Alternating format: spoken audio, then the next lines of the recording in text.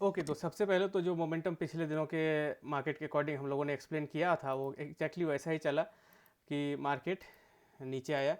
बोला गया था कि साफ फॉल में बिल्कुल भी एंट्री नहीं करने को, साफ फॉल आया बिल्कुल भी एंट्री नहीं किया। एक रिवर्स जैसे ही आया, मतलब एक थोड़ी देर के लिए पॉज मार्केट ने प्रॉफिट बुकिंग वगैरह, उस टाइम पे हम लोगों ने एंट्री करके एक शानदार सा प्रॉफिट मिला, जो कि काफ़ी बेहतरीन तरीके से बाद में हमारी एग्जिट यहीं पे होगी, लेकिन मार्केट कुछ इन लेवल्स पे जाके आया। ठीक है, एक तो ये बात हुई। अब दूसरी बात क्या हुई, मैंने ये भी बोला था कि मार्केट को आना चाहिए इसके क्लोजिंग के पास में, प्रीवियस डे की क्लोजिंग के पास में। और एक्सपेक्टेड था कि स्टार्टिंग के टाइम पे आ जाए, क्योंकि मोस्ट ऑफ द टाइम वैसे ही होता है। लेकिन स्टार्टिंग के टाइम पे तो नहीं आया, लेकिन अल्टीमेटली वो जो क्लोजिंग था उसको इसने ज़रूर ही उस लेवल पे आके मार्केट गया। थोड़ा सा नीचे रहा, लेकिन वो मैटर ज़्यादा नहीं करता। लास्ट के कैंडल्स के अगर आप साइज को देखोगे तो वो ऑलमोस्ट उसी जगह पे आके रिवर्स करके गया, तो उतना सारा चीज़ें तो मिल गया एज इट इज़, जैसे बताया गया था वैसे ही डिट्टो काम किया। ठीक है, अब मार्केट में हम लोग कल के बारे में बात करते हैं। आने वाले दिनों में सेंसेक्स की एक्सपायरी है, और सेंसेक्स के भी बारे में बात करेंगे। निफ्टी सेंसेक्स बराबर चलता है, उसमें कोई दिक्कत नहीं है। ठीक है, तो निफ्टी के सबसे पहले बात करते हैं। तो एक शार्प फॉल कहाँ से आया, यहाँ से आया। ये एक शार्प फॉल है, आप देखोगे तो यहाँ से डायरेक्ट यहाँ तक आया। ठीक है, मार्केट ने यहाँ से आने के बाद में रिवर्स दिया, और रिवर्स देते देते कुछ इन लेवल्स से आ गया प्रीवियस डे की क्लोजिंग तक। ठीक है, और आकर के वापस से एक नीचे साइड की क्लोजिंग आई जो इस लेवल की है, लेकिन अपने लो से ऊपर की ओर क्लोजिंग दिया है इसने। ठीक है, अपने लो से ऊपर की। थोड़ी देर तक देखी तो ये एक ट्रेंड लाइन टाइप का बना के चला, लेकिन उसके बाद में मार्केट ने नीचे रिवर्स दिया। ऑल राइट, और और थोड़ा एनालिसिस को थोड़ा साफली देखो तो लास्ट के आवर पे भी ये जो मोमेंटम रहा, इस मोमेंटम को भी नीचे की ओर दिया। उसके बाद थोड़ी देर के लिए मार्केट ऊपर गया और यहाँ पे खड़ा रह गया। मतलब स्टॉप लॉस अभी कहाँ कहाँ पे पड़े होंगे इसके, कहाँ कहाँ पे ट्रैप कर सकता है, इस चीज़ों को देखो। तो देखो मार्केट में ये वाला लेवल भी बाकी है, ये वाला जोन भी बाकी है, यहाँ भी मार्केट नहीं आया, इसके ऊपर ऊपर ही चला है। और इसके ऊपर में अगर देखो तो ये वाला जोन भी बाकी है, ये दोनों ही जोन बाकी है। ठीक है, तो क्योंकि मार्केट एक नीचे डायरेक्शन की ओर है, तो हम लोग नीचे की ओर ज़्यादा करके लेके चलेंगे। ठीक है, तो कल के दिनों मार्केट अगर ओपन होता है कहीं पे भी, इसके थोड़े नीचे भी, पहले तो एक कंडीशन लगाते हैं कि जिस जगह पे मार्केट है 8,025 838 के ठीक ऊपर में ओपन होता है, तो ये इन सभी लेवल को रजिस्ट करेगा, मैक्स टू मैक्स यहाँ तक को रजिस्ट करेगा। अगर कुछ ज़्यादा ओपनिंग होता है तो ये वाले लेवल को लेकर के ये चलेगा, प्रीवियसली जो 25,975 या 25,983, 25,600 पे आप पकड़ सकते हो कि एक होल नंबर, एक काफ़ी स्ट्रॉन्ग रिजेक्शन वाला चीज़ भी हो सकता है यहाँ पे। लेकिन यहाँ तक आते आते मार्केट एक अपर साइड का मोमेंटम अच्छा खासा कर चुका होगा। ठीक है, तो वहाँ पे आने के बाद में सीन चेंज भी हो सकता है, क्योंकि अगर इसको लो लेके चल गया बाजार, पकड़ लो, तो आने वाले दिनों में इसको थोड़ा और ऊपर लेके जाएगा, फिर से एक रेंज बना के घूमेगा मार्केट। ठीक है, तो इस हिसाब से ट्रेड कैसे करना है हमें, इस बारे में हम लोग बात करते हैं। देखिए, अगर मार्केट की ओपनिंग रहती है कुछ इन सभी लेवल पे, लगभग जहाँ पे क्लोजिंग हुई आज के उसके आसपास में, थोड़े से ऊपर नीचे 20-30 पॉइंट, 40 पॉइंट, तो रिजेक्शन वगैरह इन सभी चीज़ों को लेना चाहिए। 25,900 ये सभी लेवल्स को, 25,950 के लेवल को रिजेक्ट करना चाहिए। अगर उसको रिजेक्ट करता है तो वहाँ से एक अच्छा खासा नीचे की ओर मिल जाएगा हमें फॉल। आराम से रिजेक्शन को पहचानना है, उसमें कोई हड़बड़ी करने का जरूरत नहीं। मार्केट जाए जाने दीजिए, ब्रेकआउट दे ब्रेकआउट देने दीजिए, रिवर्सल जब करे वापस से नीचे की ओर आना चालू करे, तो फिर आप उसको ट्रेड कीजिए शानदार तरीके से, कोई दिक्कत नहीं है उसमें। और अगर दूसरी बात है कि स्ट्रेंथ काफ़ी ज़्यादा अगर मार्केट दिखाती है, पकड़ लो यहाँ से यहाँ तक आ गया, तो उस बारे में भी जल्दबाजी नहीं करना है। बाजार को देखना है कैसे होता है, थोड़ा सा फॉल करने देना है, थोड़ा सा प्रॉफिट बुकिंग वगैरह आने देना है। उसके बाद रिक्लेम करेगा वापस से प्राइस जब उस लेवल्स को, तो फिर आपको ऊपर साइड की ओर ट्रेड देना, अदरवाइज नहीं देखना है। ठीक है, अब अगर कहानी आती है, अगर नीचे की क्लोजिंग आ गई, मतलब इन सभी लेवल से नीचे की क्लोजिंग आ गई, तो उस कंडीशन में क्या करेगा। मार्केट के पास दो लेवल रहता है, ये लेवल रहता है और दूसरा जो क्लोजिंग का लेवल है ये लेवल रहता है। ठीक है, इस कंडीशंस में तो बेरिशनेस है ही बाजार में, और भी थोड़ी स्ट्रेंथ भागेगी। और मार्केट अगर कुछ इस लेवल पे आकर के रिवर्स करता है, मतलब आने के बाद में रिजेक्ट, जैसे जैसे देखो, जैसे यहाँ पे आया टॉप के पास में, एक all of a sudden upper side का मोमेंटम दिया, पॉज किया, मार्केट नीचे चलना चालू हो गया, तो रिवर्सल कितना आसानी से पकड़ा जा रहा है ना। यहाँ पे तो ऐसा कुछ है नहीं कि आपको दिक्कत हो रहा है, बिल्कुल बिल्कुल भी दिक्कत नहीं, आसानी से पकड़ा जा रहा है।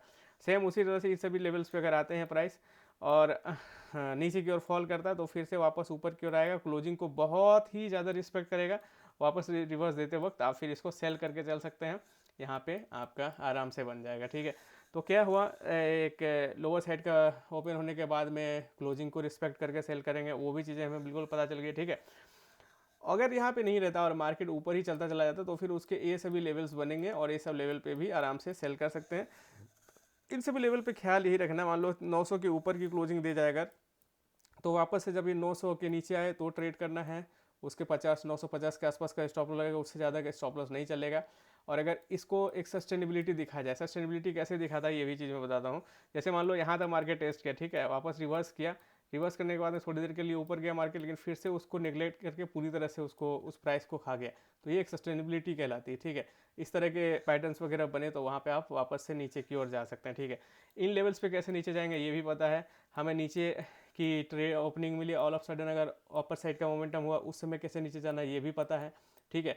अब अगर फॉल वाला कहानी, जो कि बहुत इतना ज़्यादा तो हर दिन नहीं होता कि ऐसे ही फॉल करता रह जाए, अगर इस तरह के फॉल वाले रहते हैं तो फिर अगेन सेम पैटर्न को हम लोग अपनाएंगे जो आज के दिन अपनाएं, कि थोड़ा सा वेट करेंगे रिट्रेसमेंट वगैरह का, उसके बाद में हम लोग फिर उस लेवल का ब्रेकआउट डाउन वगैरह होगा तब करके करना। आने वाले दिनों में आप इस ये सरासर जो यहाँ से एंट्री जो हमारी बनी थी वो वाला एक्सपेक्टेशन थोड़ा कम कीजिए, क्योंकि सेम पैटर्न को मार्केट हर एक दिन नहीं दोहराता है, ठीक है ना। तो वहाँ पे थोड़ा सा आप टाइम ले करके और अच्छे से उसको अंडरस्टैंड करके कीजिएगा, ठीक है। तो ये वाली बात हो गई। निफ्टी के बारे में हम लोगों ने देख लिया कि कहाँ से सेल करना है, बाय का सीन बनेगा तो वो किस तरह का बनेगा, लेकिन अभी स्ट्रेंथ सेलिंग की ओर है तो हम लोग सेलिंग की ओर ज़्यादा फोकस करेंगे। बाइंग के लिए हमें एक ऐसा समझो कि आज के जो मार्केट है इस मार्केट का कंप्लीट जोन के ऊपर की, मतलब इन सभी लेवल्स पे ओपनिंग वगैरह चाहिए इसके ऊपर में, फिर अगर स्ट्रेंथ वगैरह दिखाए फिर हम लोग इसके ऊपर में जा सकते हैं, जहाँ पे 900 को इसमें रजिस्टर सपोर्ट के तौर पे एक्ट करेगा, ये इसका हाइट सपोर्ट के तौर पे एक्ट करेगा, प्रीवियस डे का क्लोज भी है, देखो प्रीवियस डे का क्लोज भी है, आज का हाइट भी है, तो ये सारी चीज़ें इंपॉर्टेंट लेवल बन जाती है, लेकिन प्राइस को बहुत ज़्यादा ऊपर ओपन होना पड़ेगा जो कि अभी के लिए तो पॉसिबल नहीं लग रहा है। और सेलिंग कैसे करना उससे तो हर एक पहलू को हमने बताया कि नीचे ओपन हो फिर भी कैसे सेलिंग करना है, बीच में हो फिर भी कैसे सेलिंग करना है, ऊपर थोड़ा हो तो फिर भी कैसे सेलिंग करना है, ठीक है। अब चलिए हम लोग सेंसेक्स के बारे में जानते हैं, क्योंकि आने वाले दिनों में जो इंपॉर्टेंट होने वाला है वो सेंसेक्स ही होने वाला है। और सेंसेक्स के बारे में बात इतना ही है कि जो निफ्टी चलता है बराबर सेंसेक्स वैसा ही चलता है, तो उसमें कोई ज़्यादा छेड़छाड़ की बात है नहीं। और अगर आप यहाँ पे देखोगे तो बराबर ये तो खैर मोमेंटम बराबर वैसे ही रहा, पिछले वाले जैसे थे। अब क्या है कि इसका भी एक चाल रहा है आज के दिनों में लगभग निफ्टी के ही जैसा, और यहाँ से फॉल करने के बाद में इन्होंने फिर से इधर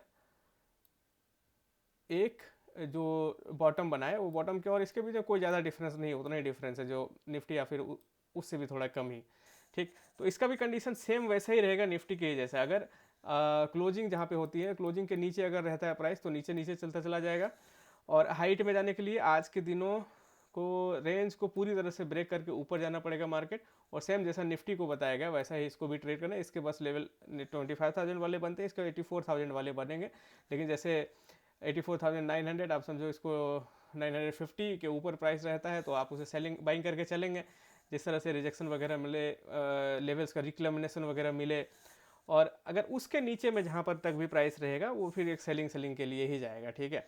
क्योंकि अगर देखो मार्केट यहाँ तक फॉल किया उसके बाद में यहाँ से रिवर्स किया, ठीक है, और उसके बाद एक एक्चुअल जो रेंज बना के दिया दिन भर का वो ये रेंज बना के, मतलब इसी रेंज में मार्केट स्टक हो गया। यहाँ पे काफ़ी अच्छा बाइसल हुआ है तो सेंसेक्स को अगले दिनों के लिए ड्राइव भी करेगा, क्योंकि से एक्सपायरी इसकी आने वाली है, ठीक है।